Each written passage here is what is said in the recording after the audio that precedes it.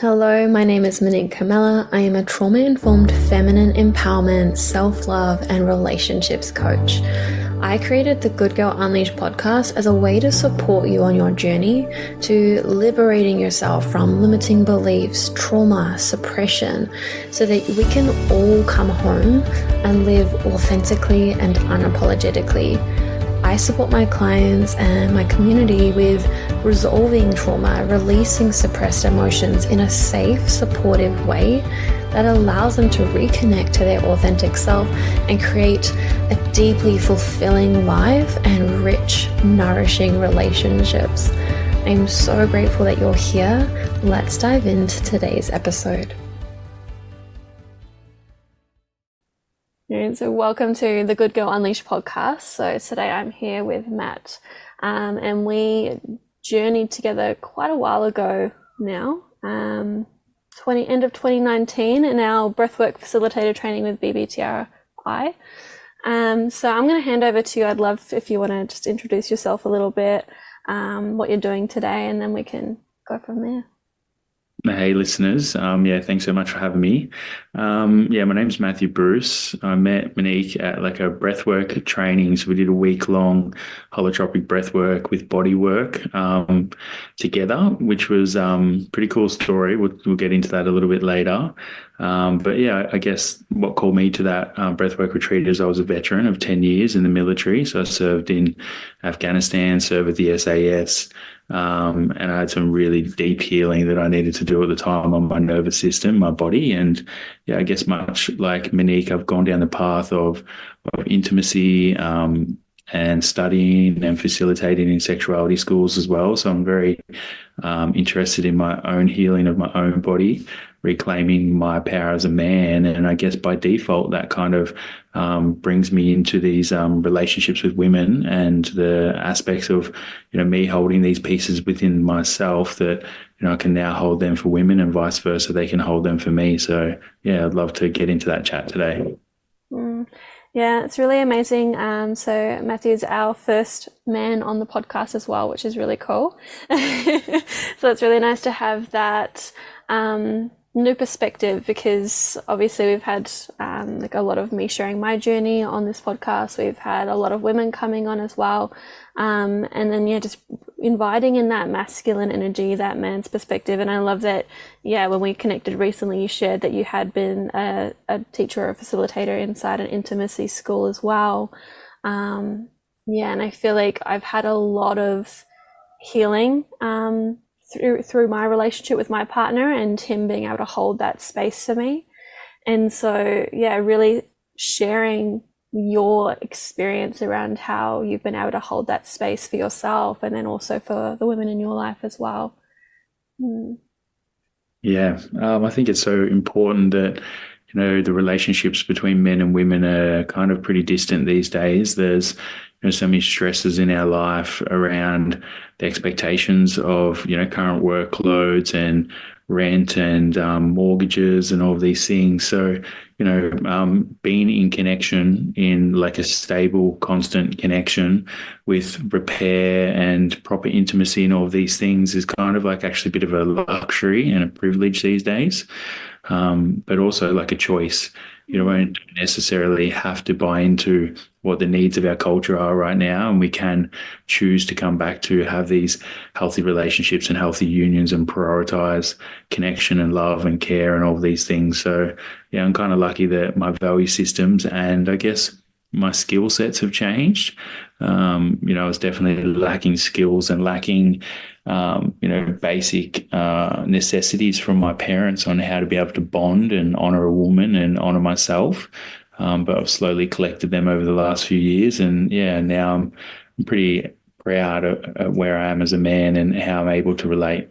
Yeah, and I feel like for so many of us, it isn't something that's role modeled or taught for a lot of us.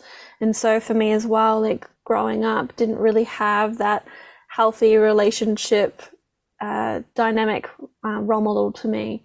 And so we tend to pick up these different ways of coping and protecting and relating. And for me, it caused a lot of like disconnection and holding myself back and pushing men away or pushing really all people away, but definitely had a lot of distance between me and men. And so that journey of experiencing and cultivating intimacy first with myself, and then that allowing to blossom into my relationship, has been a really beautiful journey. So I'd love to explore that with you today as well. But maybe let's go a little bit more into how we connected and that initial journey that we had. I think it was quite a profound experience, definitely for me. Well, I'll share my first memory. We had to partner up. I think there was about 20 people on this retreat. And you had to find a partner on day one to breathe with. So, this is our first experience of holotropic breath work. And little did I know it was kind of like school vibes where everyone had already kind of picked their partner. And Monique and I were just kind of like, not aware. And so that everyone else had a partner. So Monique and I come together and we're like, oh, okay, cool. No worries. You're my partner. And then we were basically, I can't remember we're doing the crown, wasn't it? We started the crown. I think it was the open session where it was like, let's just explore the breath work. It was kind of before we started going through the energy centers. Yeah, okay. And basically, Monique and I had to partner together. So, I think if you look at our profiles back then, or like an archetypal expression, I was pretty dark masculine still. I had a lot of trauma that I hadn't healed inside my body. I was very penetrative in my energy. I still had quite large pieces of my ego. I wasn't really embodied as a man or balanced in my center and my core. And Monique was probably a bit more in a light feminine, a little bit quieter and, I guess not over the top quiet, but still, very feminine in your expression. And then we get paired together. I guess, there's parts of me that have really had to look at and claim certain parts of my masculinity as, unhealthy. And there we were paired together to breathe. So that was the start. Do you want to maybe share what happened after that? Yeah, and it was quite a fascinating experience for me because it was a training that I felt so deeply called to, and I've shared a bit about my experience with BBTRS, and it was quite amazing. I was so excited leading up to it, and as soon as I arrived, I just went into like almost a shock experience where I fully shut down. I was terrified. I remember walking into that initial opening ceremony and just shaking, literally shaking until it got to me to share my intention. And then once it got to me, it was just like, blah, like move on, don't want to share. So I was very shut down in my expression, afraid to communicate and speak, let alone breathe and express the way that everyone was expressing around me. And so to kind of be paired with a male as well was actually quite terrifying, of like, oh God, like how am I going to express with a man? Like there was a lot of fear around that. And then when it all started and I started breathing and I just started hearing all these sounds around me, it sounded like there was sex going on. It sounded like there was screaming and moaning and crying and all sorts of stuff. And I was like, I can't do that. Like I just can't do it. And I just remember freezing, and I remember like tears pouring down my face and just being in like an all fours position, struggling to move. And it felt so vulnerable and so, I'm not sure if like there was maybe definitely a bit of like maybe embarrassment or humiliation of like feeling so frozen and so vulnerable, and not really sure how to move through it. And then to have Chaitna come in at that point and to support me was quite a profound moment for me, because I've had in the past where I've been in a freeze state and I've been shamed for it and told like it's my fault that I'm not doing the process and that I'm not going to get a transformation because I'm not doing the work, when I'm actually in a trauma response I've had. And that was from men that were guiding these trainings. So I always just felt like unsafe to fully be in my process. So when Chetna came through and was able to help us through that, it was really, really profound for me. But I remember being in that journey, and even though there was still like resistance and discomfort, I could still feel your presence. I could feel that you were there, and able to hold the space, even though I'm not sure exactly what your experience was with it. But I could feel that, yeah, you're there, you're safe, I'm okay. But definitely having Chaitna come through to help me move through that freeze response made me really feel like there's not something wrong with me. Like there's actually a reason why I'm experiencing this. Powerful. Mm. I remember something very similar.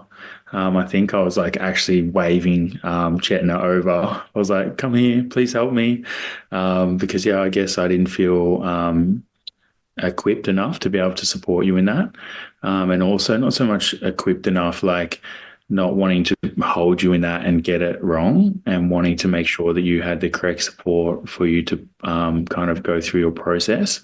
Also connected with large amounts of empathy for you, which as a soldier was actually quite profound. So you can imagine, we can give people who don't have empathy labels, and we do that in the modern society. But ultimately the realistic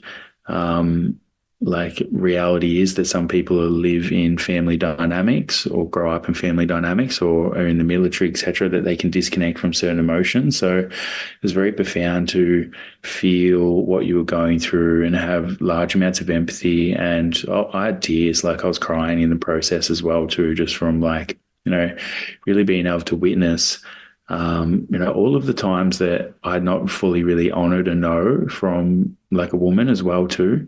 So it's not like that just any form of no, any form of boundary, any form of communication that, I'd pushed back against, or, I guess the thing is that I've had to work on in my healing journey is like, bulldozing my needs for somebody else's needs.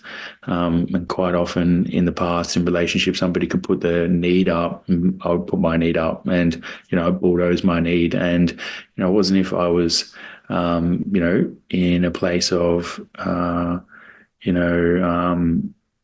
like sexually assaulting anyone or heard like going that far, but there was always more of me not really listening to a no. So I think that in that expression of yourself, there was like a clear understanding of just how damaging it can be for a woman when they're not heard. And that when they're trying to express and they are expressing, that there needs to be like a deeper level of respect and honor for that. So, that was really deeply transformational for me being on the other side of that as well. And I felt that that was quite a common theme for me in the breath work. I'm not sure if it's my human design. I'm a left-hand cross in human design. So that means that I'm, interact with people outside of me versus my own individual journey, which is a right-hand cross. So kind of just witnessing back on that training, just how much of my transformation come from the collective versus my own internal processes.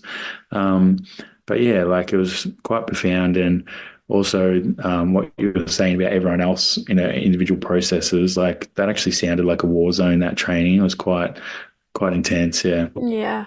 It was really full on, and I think it was probably by my like third session that I felt like I was able to drop in and I didn't notice as much going on around me. Like you can feel the intensity in the room, but I felt like I was able to really drop in. But it took me probably that third session, and then that fourth session I was so exhausted that I couldn't drop in at all. But yeah, it was really amazing.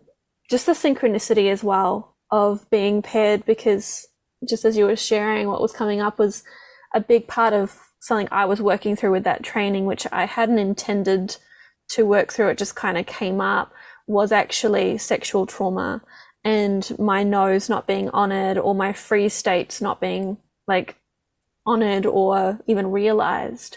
And I think again, it's that there's such a deep disconnection for so many of us that we don't understand what we're going through, let alone like being able to attune to what someone around us is going through. And it can lead to this experience where we don't realize maybe someone is setting a boundary or saying a no. Because I found for me, a lot of the time it was hard to get a no out. Like I would just completely freeze. And so sometimes that can be assumed as a yes. Or at least that's what I experienced, because there were times where I did freeze, there were definitely times where I said no as well, and that wasn't honored. But there were times where I was actually in a free state or trying to almost like talk someone out of doing something rather than just saying a straight no. And that wasn't honored either. So yeah, it's been a massive journey of opening up through the throat and being able to actually express and set boundaries. It's been a huge journey since we met in 2019. And for the listeners out there, the process and the space. So we're talking about a lot of people going into the individual process.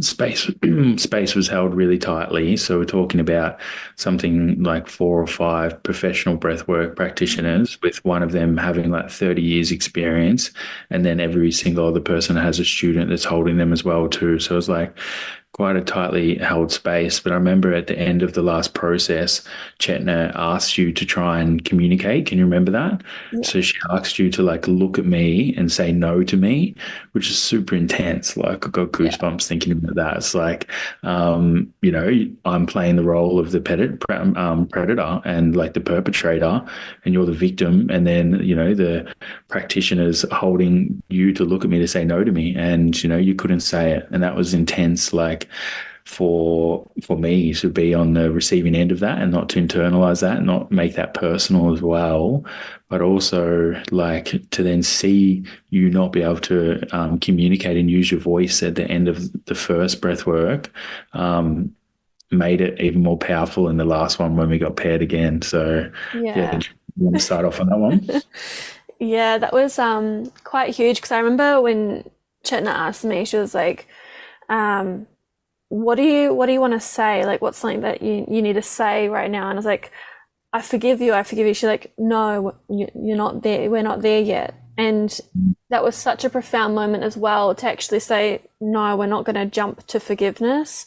We're actually going to honor the anger and the need to say no. And I didn't realize, like, that's what I would tend to do, is just try and like kind of forgive, forget, move on, let people off the hook, which is what I had done in previous experiences. Like I've also almost, like, I guess, made myself wrong. Like I should have known better, or I got myself into the situation.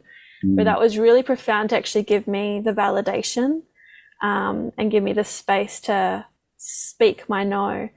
And then so it was like an 8-day training where we were breathing every single day for 8 days. And I remember for the remainder of the week, I paired with women. I was like, that was super intense to pair with a man. I was like pairing with women, and I was like jumping into asking people as soon as I could to make sure I got a partner and I wasn't left to the end. But then I remember by the end of it, I felt actually really comfortable to surrender and trust that who I'm meant to pair with today is who I'm going to pair with today. And it was really fascinating that we ended up coming together again. And it felt like that full circle moment of starting the journey and ending the journey together. And I had gone through so much in that week. I can't even believe that it was only a week. And it's like, I'd love to hear your experience of that final session. Yeah, I'd love to share quickly though, like on the forgiveness piece. Yeah. So, I've done a lot of study and a lot of work and I guess self-experience around like the light feminine and different archetypes. So, if you've got light feminine, light masculine, and dark masculine, the light feminine is normally in a state of freeze. She's water. So she's like an expression of water. And she is about remaining open because she's more creating safety from a place of oxytocin and serotonin. So how she feels good is to remain open in her heart, because oxytocin is how she bonds and how she connects. So going straight to forgiveness allows her to remain open. Allows her to stay open to receive the oxytocin to feel good. So it's basically how you're internally wired from your childhood to actually bond, create safety, your identity, and all of these pieces are really entwined with actually having a state of forgiveness come first. Does that make sense? So it's not like your individual choice or your expression. It's kind of like more of a internal wiring of how we're creating safety and how that can show up for us. So then saying no to somebody is like distancing yourself from them, disconnecting from yourself from them. And then there's this whole, good girl archetype and a sense of, if I say no, I'm not accepted. But yeah, you are. You're actually disconnecting from that person on a neurological level, where your oxytocin and serotonin is not going to be produced for that person because you're not in a bond anymore, and there's like a separation. But we can say no. We are safe to say no. We are safe to detach from people and to have space and not need to connect to them. And then, that's not a true expression of our ability to still have oxytocin and serotonin present. That's just like a maturation of the bonding process as well too, in those parts of ourselves. Yeah. That makes Yeah. sense. Yeah, it's really Yeah. fascinating.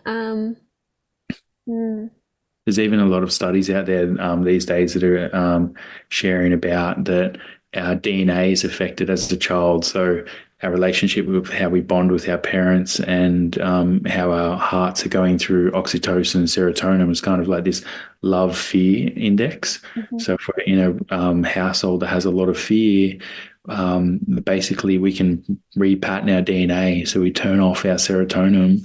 So we're kind of like limiting how much fear and love we experience in our world.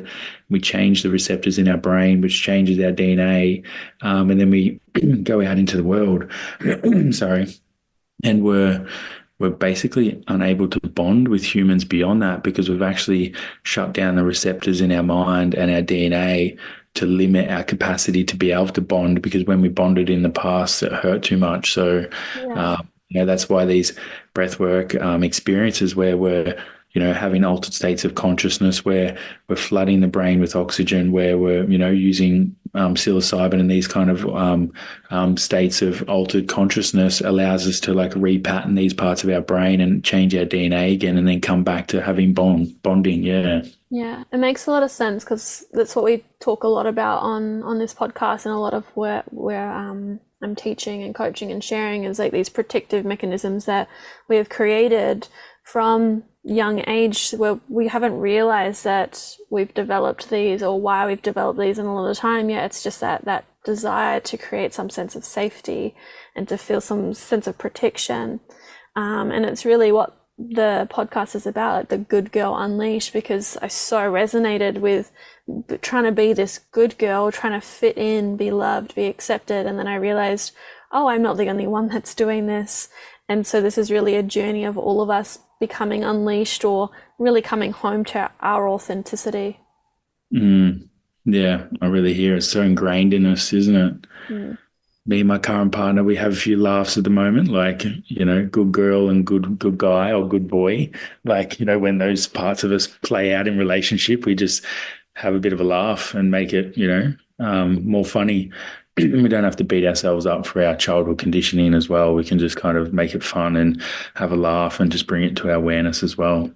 Yeah, I've noticed me and Liam doing that as well, like just having a bit of a giggle when these things come up, like when I start to go into my own little protections or spirals or anything like that, or yeah, just having a bit of a giggle and not laughing at myself, but just, yeah, with more like with compassion, like, oh yeah, I see what's happening, and like coming from a loving presence and compassion. Yeah. So to the listeners out there that are wondering about the final session of breathwork, we'll get into it. It was so in the BBTRS, it's kind of like it's a really trauma-informed style of breathwork, where we do body work and breathwork at the same time. So the last belt of tension that we were working with was the base chakra. And for the base chakra, there's the need for the person receiving. It's not necessarily need, but how we were going to be taught and how the lesson was going to be structured was to have the person who was receiving the breath work put their legs over your lap, so you could get into the what's it called? The psoas. So we could get into the psoas muscle, and so you could do a psoas release. So, on the last day here, I was not really caring who I got paired with as well. So Monique and I got paired again, and then I was like, oh, okay, now I've got to have this like young woman who got pretty triggered last time with breathing, like hop into a pretty compromising position with me. So you can imagine if she was laying down on her back with her legs over my legs, there's quite like a opening in towards her vulva, etc. She's very exposed, along her torso, and then there's the expectation of having touch in her psoas, which stores quite a lot of emotional trauma. And beyond that, yes, there was like consent, but really, like, none of us were really fully schooled in, what consent was, having those consent-based like conversations as well too. It was kind of like agreed as students that we would be doing that. But my capacity as a male at the time to sit down and be comfortable in my own body and express and, let her know exactly how the session was going to go and to communicate, these particular things. It was a training organization. So, looking back, that was a lot as well too. It was, and we hadn't even started the session yet. And, I think that myself, I felt, under equipped as well to be able to support you in that process, which I then asked for, Chaitna to come over and support me again. And yeah, I remember, yeah, I just felt like I wanted to honor you by just allowing you to have the healing experience that you needed and not me fumbling my way through it. And which you got there in the end. It was quite a powerful release again. And it was like you completed your process and connected with your voice. And, I was super proud for you in the end. And it was a really beautiful experience to see from one week to the other, just what you actually went through and what you processed. Yeah. Yeah, it was, yeah. It was quite fascinating because I remember how, yeah, confronting that position like would have been for me. Like if I knew that that was coming at the beginning of the week, it would have been like so overwhelming.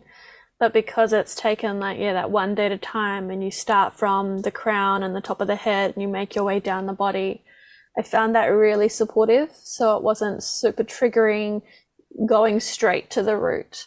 And because what was coming up a lot for me was that sexual trauma and that inability to express, having that session last was really divine for me.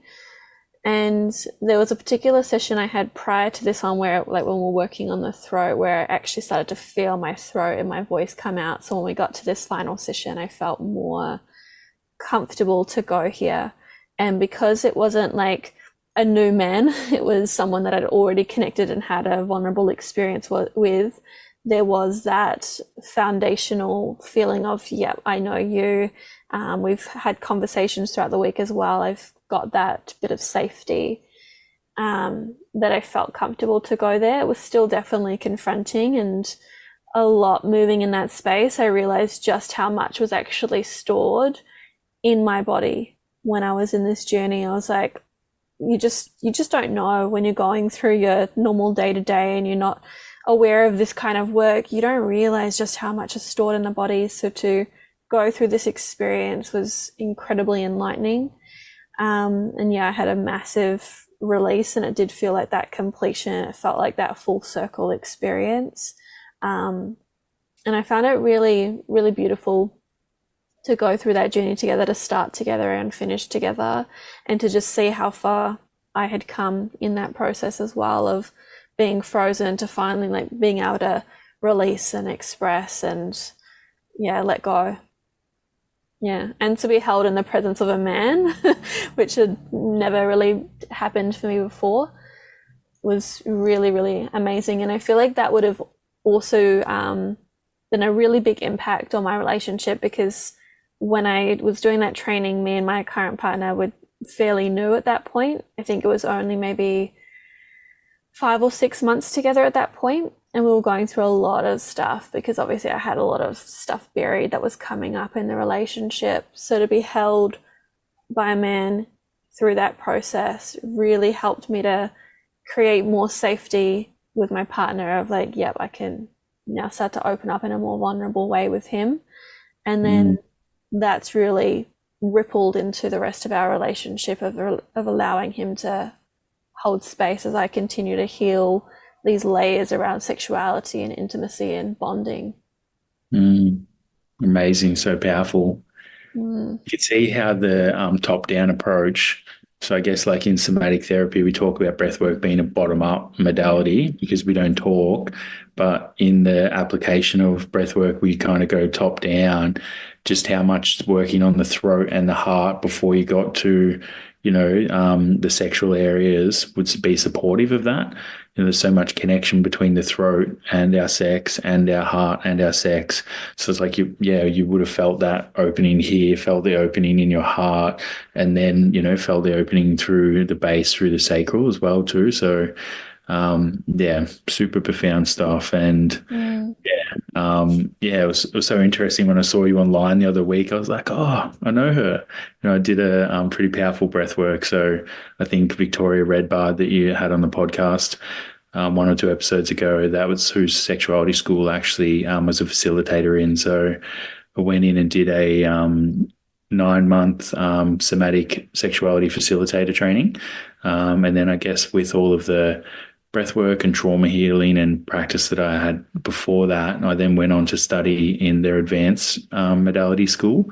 And then I was then asked to come on as a male facilitator, kind of like knowing the modality. So then I had I guess it would be the pleasure of being a token male facilitator in a all-female sexuality school with like 55 women training all over the world to basically become somatic sexuality facilitator. So yeah, it was quite a powerful container. It was such a powerful experience for me as a man. And I guess, it's something that I'm pretty passionate about is, helping people heal their sexuality. If I do men's work or I do an event these days, like probably more than 60% of the people that come to my spaces have some form of sexual trauma. And I'm not advertising that. It's just like they just come, it's there and they're healing. But I also feel like, just me being me and not so much focusing on sexual trauma also opens up a different kind of space for more humans to be able to come as well too. I'm pretty passionate about this work and, pretty excited that you're where you're at in your journey now and you've come so far and that you're, so successful in your own healing journey and supporting other people. It's pretty amazing to see. Yeah, it's been, like I've said, like quite the journey. It's quite mind-blowing to see how it's all unfolded. And last year I journeyed with Layla Martin through her Vita coaching program, and again just delving deep into that somatic work into the body and realizing just how deeply stuck some of this stuff can become and how much it can impact our life. Because again, when we're just going through the motions day by day, like tackling the never-ending to-do list and just go, and we don't tend to notice how much this stuff is impacting our life, our intimacy, our relationships, our ability to connect and bond. I'm interested in your perspective around that and how when we've got this trauma inside of our body, how it impacts our relationships. Yeah, it's a good question. And there needs to be like a choice, I guess, and quite a big choice to be able to heal that. I actually think there's a fair bit of dysfunction in a lot of the coaching industry at the moment where I see a lot of men and women supporting other humans, but they haven't really integrated these large parts of their sexual trauma or like really integrated the large parts of who they are. And I'm not saying that that's right or wrong, but, a practitioner or facilitator who has like opened up that part of their sexuality holds a lot more power, a lot more presence, and a lot more capacity to be able to support somebody with a lot less dynamics around power as well too. So if anyone's listening out there who is a coach or thinking about being a coach or starting a coach, you have to put on your journey at some point some kind of like container or intentional container around looking at and taking ownership around, your dynamics that you've been conditioned from the world, from your family, etc. Doesn't necessarily have to be trauma, but, ultimately just recognizing that you're in the space, you're supporting people in power dynamics, and that this is a really big part of, creating a healthier coaching industry and supporting humans with less of our own shadows and less of our own projections, which is really important. I know Layla Martin. I've actually met her personally. Her work's pretty cool. I think a few full moons ago, we chanted some like 6 foot gold Lakshmi statue, and got our abundance up for the year. But she was really lovely, and I've heard like a lot of really powerful things about her coaching program. And I'm moving to America in the next month or two, so I'll probably meet some more practitioners. But yeah, I just think that somatic healing is so powerful, no matter where we put our awareness and our attention. And that, if you are a person out there, I'd say it's 99.9%, regardless if you're aware or not, you've got some kind of contraction in your body around some form of sexual experience, even if that's just your first childhood, like sexual experience with a boy or a girl, etc.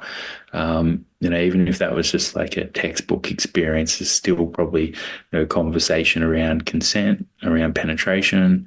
There's probably still nervousness and like some form of anxiousness or shame or guilt or something stored in your nervous system about that. And a lot of those initial first experiences can still be projecting out into our adult relationships as well too. So whether we're kind of consciously aware of it, our capacity to be seen in our nudity, our capacity to express our voice, all of these things that, were a process of conditioning in our first few types of sexual interaction can actually be, projected into our future, and still how we feel about being seen or expressing our voice or, having the capacity to, explore pleasure in our own body, basically tied back to our first few sexual experiences. So, the most powerful thing you can do in this space is not only just heal your trauma, is actually, cut the ties to the past and actually fully give yourself permission to liberate yourself as a sexual being and find your own pleasure in your own body as well. Yeah. And I find what I come across a lot is there can be a lot of goal orientation. So, or expectation of this is how it's got to go, this is what's got to happen. Definitely like a lot of focus on like kind of climax and orgasm. And what I found when that was my reality of like, sex has like an end result, like this is why we're doing it, this is where we're going, this is where we got to get to, it put a lot of pressure and a lot of contraction in my body and a lot of forcing and feeling like failure if you don't get there, or like there's something wrong with me if I don't get there. But also when I would get there, it felt like the energy was just expelled from my body, and there was more of like a depletion and a feeling of drained, and actually quite a bit of disconnection in that experience, where I find like when I've learned how to hold space for myself, when I've allowed others to hold space for me, when I've allowed my partner to hold space for me, it's actually helped me to circulate that energy and have very different experiences. So sex with my current partner has become really healing, and can sometimes feel like I'm doing somatic work because we're really present, we're in the body, I'm noticing what's coming up, I'm feeling if there's any resistance, I'm feeling the openness when that's there, I'm more able to surrender into the process, and it's really a dance and it's riding the waves. But I do find that we can limit our experience and our ability to feel pleasure and intimacy. It can often become a chore or a responsibility or an obligation, or this is how it has to go, and if it doesn't, it means this. We can get really stuck in the head, and it just really limits that experience. Yeah, totally. There's some really cool language that's been thrown around in the last year or two around parasympathetic arousal and sympathetic arousal. Do you guys talk about that on here, or? I haven't at this point, no. Yeah, okay. So, for the listeners out there, parasympathetic arousal is kind of like the arousal point that Monique is talking about, where it's less action orientated. So it's like in the body, it's slower, it's not as stimulating, and it's more in the parasympathetic nervous system. So you can imagine that, there's pleasure that's existing in the body. And when we align more with the parasympathetic nervous system, we can kind of stay connected to this like slower state of purpose. And if we go to the like higher states of stimulation, we can kind of like actually eject out of the parasympathetic nervous system and go into this stimulated state. So this could be like, fast friction-based stimulation, or, too much clitoris stimulation, etc., can kind of like stimulate us out of our parasympathetic nervous system into our sympathetic nervous system. And the nature of the sympathetic nervous system is to be more goal-orientated, be outcome-driven, to get somewhere, to do something. That's the nature of why our sympathetic nervous system exists, is to, give us the ability to take action. And then the parasympathetic nervous system is more the rest and digest. So it's kind of like, when we're having a quickie with our partner and there's quite a strong arousal point that we're feeling, and that's what's driving us into intimacy, is kind of more of that sympathetic arousal. And it's nearly more of like I don't actually really like what I'm feeling in my body, or I've got some kind of charge that I want to get rid of, and I want to disassociate or disconnect from that, which is more, sympathetic. It's kind of same as like, going for a hard run for your mental health. You're just basically trying to outrun or, get rid of how you're feeling. And I guess the thing about the parasympathetic nervous system arousal and what Monique was talking about is that there's just you and whatever's in your body, and then there's no running or hiding from that. So that's where the healing comes in, is that if you want to hop into your parasympathetic nervous system, you actually have to face what's there. So whether that's heartbreak, sadness, not feeling enough. Basically, a big one for women is like losing control. So the fear of losing control, of going into, quite a cathartic experiencing orgasm, or quite a large cervical orgasm. There can be that fear of losing control, and all of these things are quite real experiences for humans that are living in our nervous system. And the deeper we go into our parasympathetic nervous system in these states of non-goal orientated intimacy, we can kind of come up against them and release them and have quite profound healing experiences. Yeah, and that makes a lot of sense. And yeah, I noticed when I was more in that kind of conditioned pattern of like the sympathetic arousal, there was like, I would find myself like literally trying to run away from the experience as soon as like the climax would start to happen. It's like, it's so intense and overwhelming. And I actually started to feel, when I was doing more of this somatic work, like that was actually traumatizing for my body, because it was just too much. It was overwhelming for someone that is like often like disconnected and numb. To feel so much was just shooting me out of my window of tolerance. And so something that I thought was meant to be pleasurable actually was just way too much for me to handle.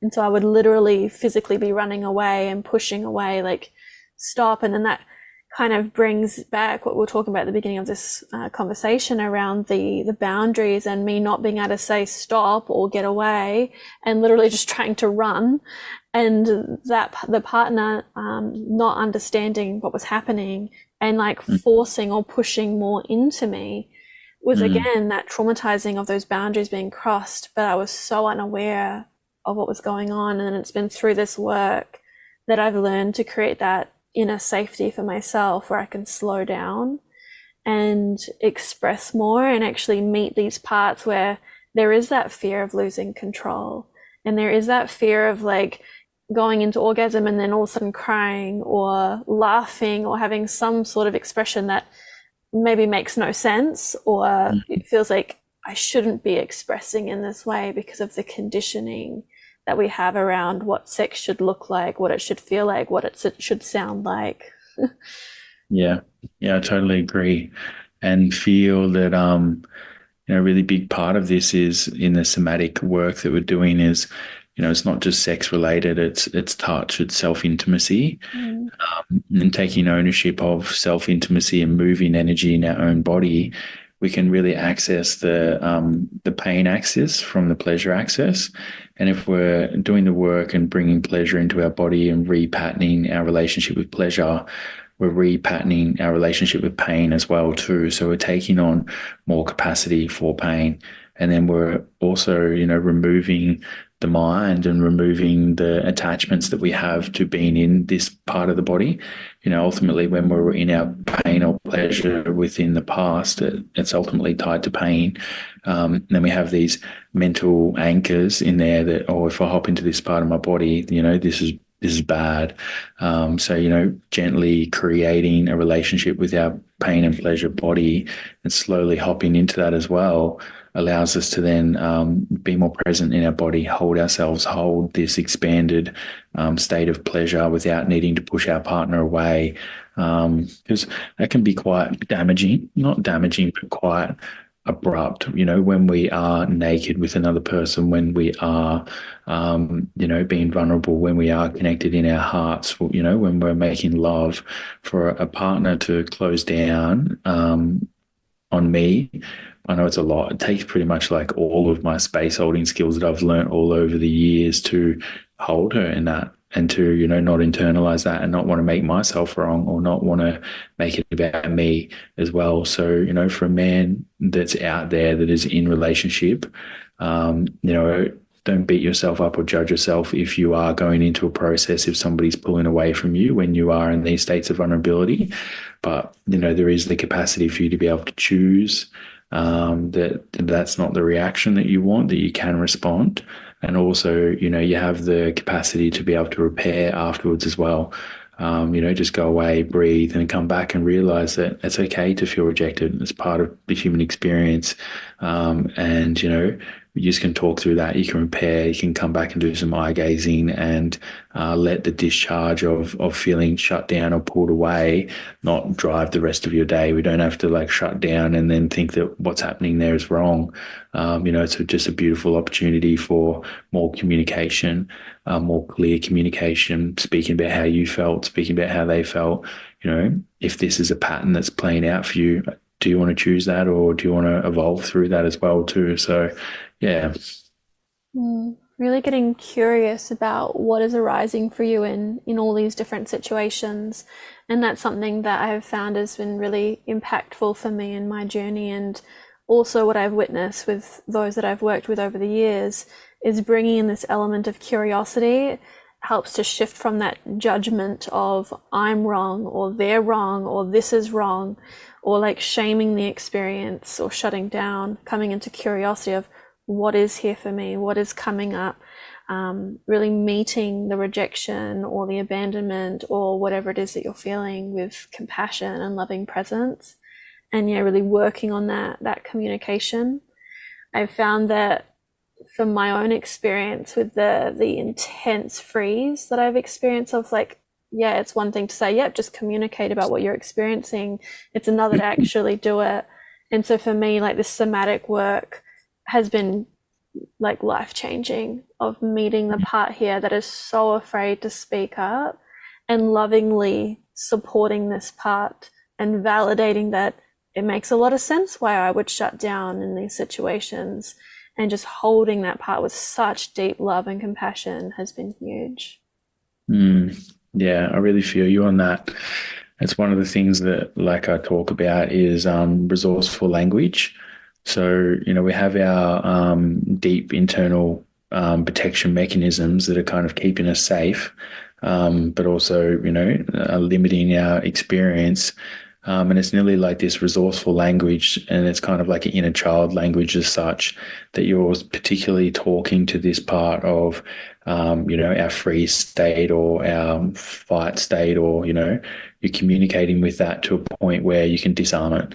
And also in the disarming, there's also kind of if you're in a state of freeze, and you're trying to talk, how about we actually just come fully into the state of freeze for starters? Like, remove the mind, remove the desire to talk, just come and experience what freeze is like itself. Like, oh, I'm frozen.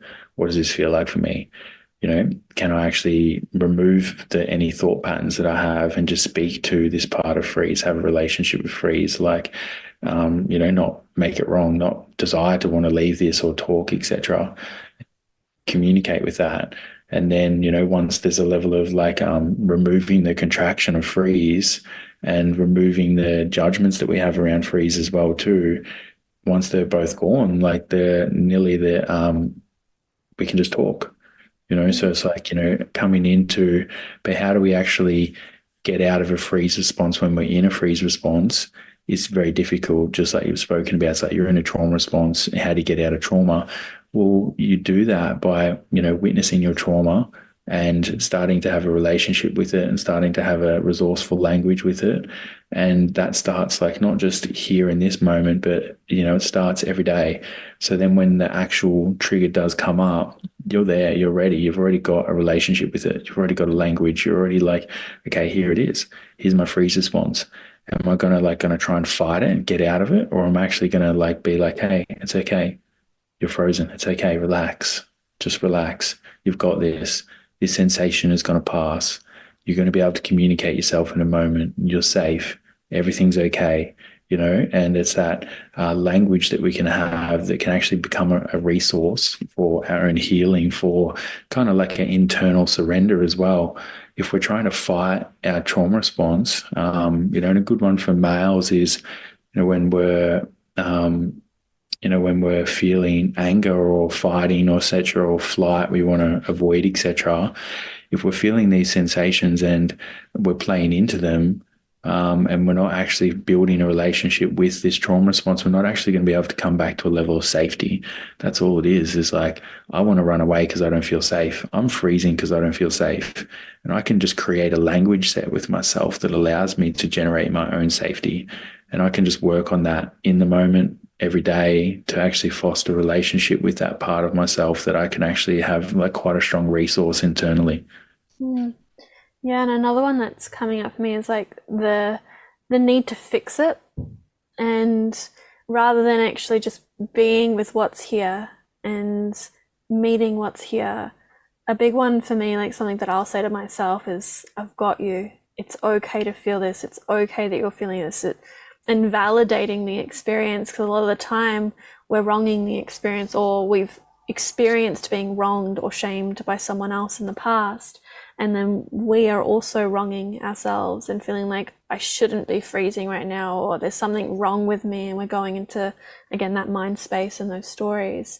But it's like, it's okay. I've got you. I'm here with you. However long this takes to move through it, it's okay. We don't have to rush it. Let's just be here.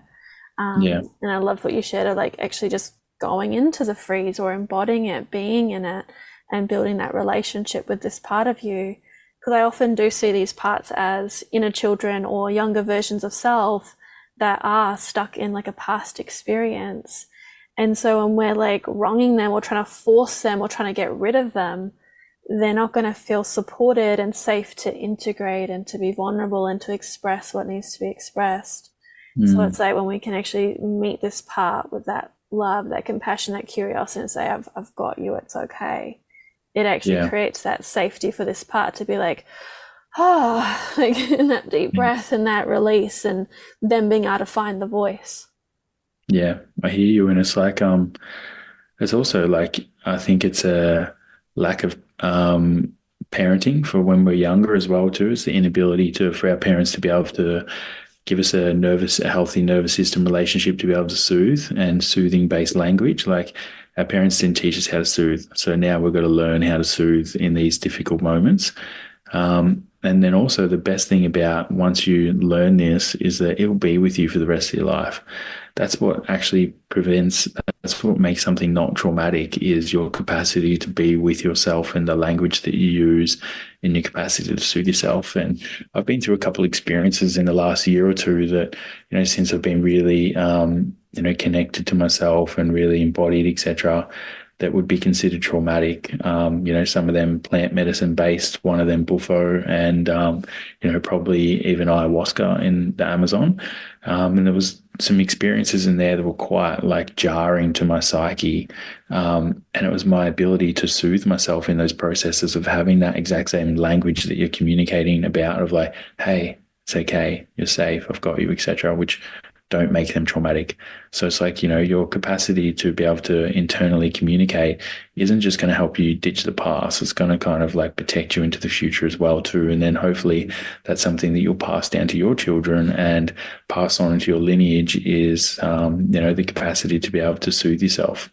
Yeah, and something I really took away from BBTRS was like the window of tolerance and expanding that window. So as we like pendulate and allow ourselves to feel and then resource come back, feel, resource come back, that's really allowed me to be in these intense experiences. So similar, like I've had other experiences in the past few years that probably would have been really traumatizing for me prior, but with these new tools and with this expanded window of tolerance, I've been able to like meet it and feel the intensity, and even like the shift in sexuality of like going from that sympathetic arousal and running away and it being too much to being able to just use my breath and my internal voice and support system to calm the nervous system and breathe through it. And even to meet layers of resistance where I feel everything inside of my body fighting my experience, and actually just being able to hold the space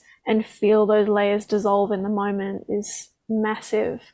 But it's definitely a process. It's a journey. It's something that we've really got to, like, for me, I feel like it's something you commit to for life, of meeting yourself, because life doesn't stop throwing you challenges, but it's how we get to choose how to respond to them, rather than constantly falling into that reactivity and those past patterns or conditioning or trauma responses.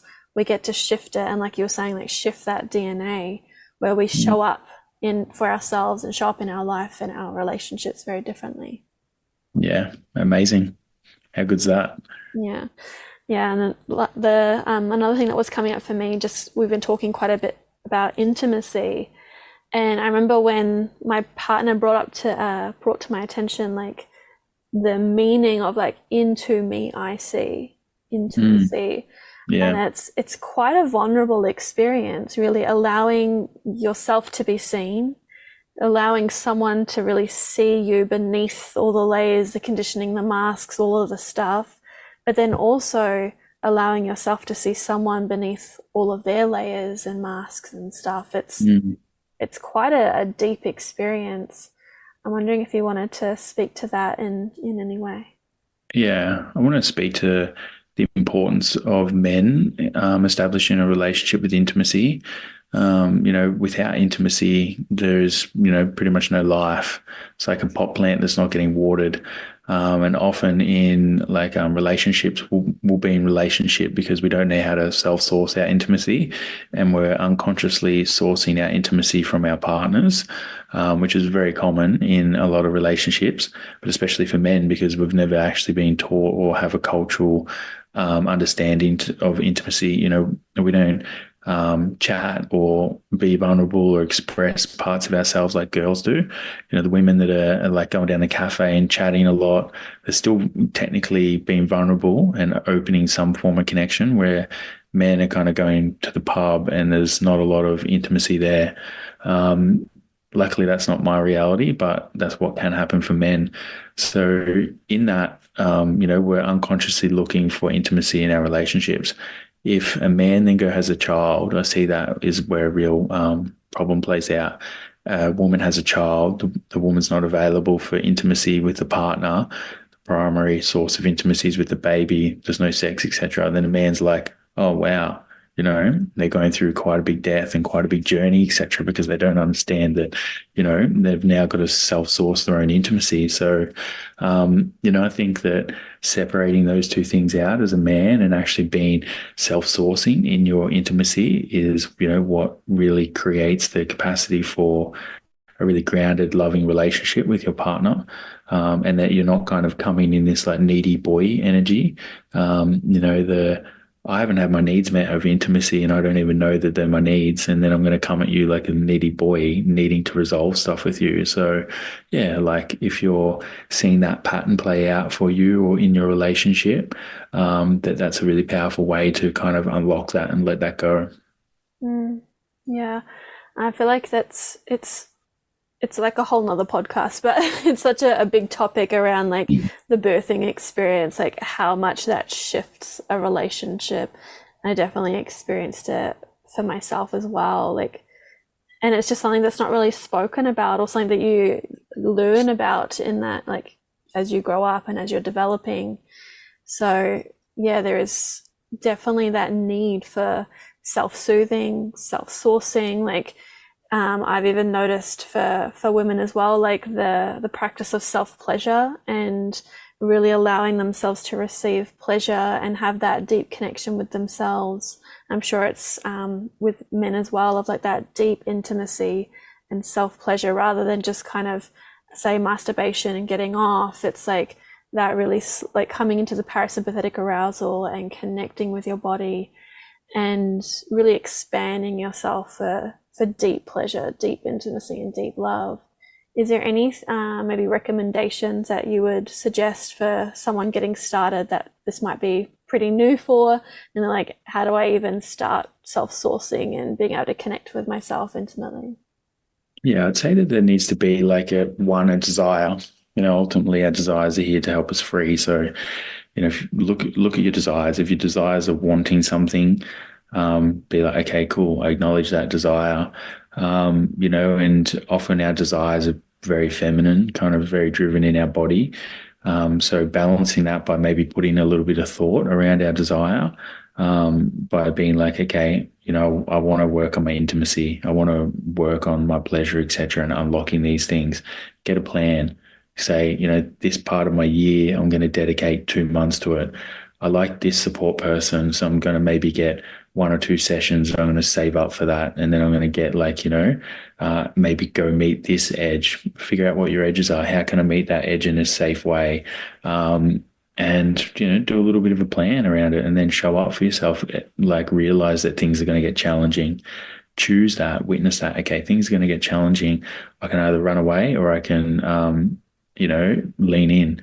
Just your choice to lean in before the experience is happening. If you say to the world, hey, I realize this is going to be tough, but I choose to lean in right now, that's pretty much going to allow you to lean in when it comes. If you're like half in, half out, you haven't said that you haven't chosen that with your free will, or, you haven't set an intention. When it comes to the time where crunch time, when you get to show up and break the pattern, you're probably going to run away. So, setting intention, all of those things are really supportive. Personally, I did like a 9 month intimacy practice every day for 9 months. It was so, I was a highly avoidant human after the military. I was like, the epitome of avoidant. That was a really push-pull, unhealthy relationship that I was in at the time, but one where we were just constantly choosing to show up in a space of self-development. But yeah, self-touch and, being in the body, kind of repatterning and reconnecting the peripheral nervous system. So your peripheral nervous system is, the nervous system that faces out into the world. And, that's where our trauma or where our experiences are first being trapped in the nervous system. So in breath, sound, touch, and movement of your body, you're actually like bringing the nerve endings back alive of the peripheral nervous system, and in that you're kind of like allowing the automatic nervous system to relax a bit more. In a sense, the parasympathetic nervous system, you can actually hop into it easier because you don't have all of these charges in the body still in the peripheral nervous system. And in that, like touch and move, and you can come back to like a deeper place of security. And yeah, it's just deeply, deeply potent to be able to be with all of you, to touch all of you, to breathe into all of you, to explore all of you from the outside in. Yeah. Mm. And I'm wondering if you're open to sharing a little bit about like someone that say were to to commit to this, because it's time, it's energy. It's going to take a bit for us to really jump in and meet these different parts. There are challenges that arise, but maybe if there was like a way to paint the picture of what's available to someone that is willing to make this commitment to themselves or to their relationship, to deepen intimacy. Yeah, even if you wanted to share a bit about what you've experienced or what you've witnessed, that transformation that's available to people. It's life-changing, It's like, your capacity to hold yourself as a male is your capacity to be able to hold your beloved and your community. And, if you're a human that dedicated enough time to working on your own intimacy as a male, it'll totally transform your life, your partner's life, and your capacity to hold, your purpose and your community. It's, so transformational. And yeah, the actual process it will go through is, forgiveness, tenderness, compassion, love, understanding, tears, releasing, lack of, I guess, a repatterning around if you're more tendent to be anxious or avoidant. It's this capacity to be able to soothe yourself will pull you away from these kind of paradigms and allow you to just meet all of your emotional expressions within your body head on and not need to pull back or lean in. So it's like kind of that, large amount of energy that you felt in your body. You said that you have a tendency to pull back. So in the repatterning of those sensations within our body, we can kind of like stand more clear in it. We're not actually afraid of the sensation that's coming on.